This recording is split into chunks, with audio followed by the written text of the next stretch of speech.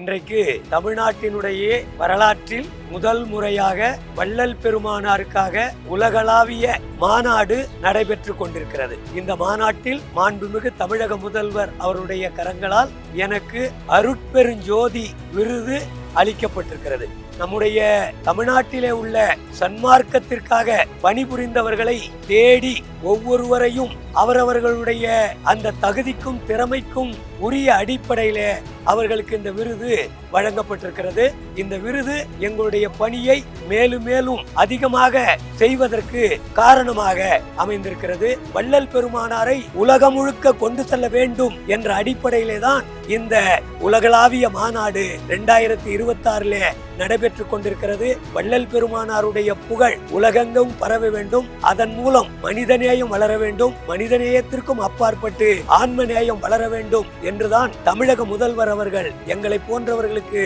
இந்த விருதுகளை அளித்து ஒரு உத்வேகத்தை அளித்திருக்கிறார். நன்றி, வணக்கம்.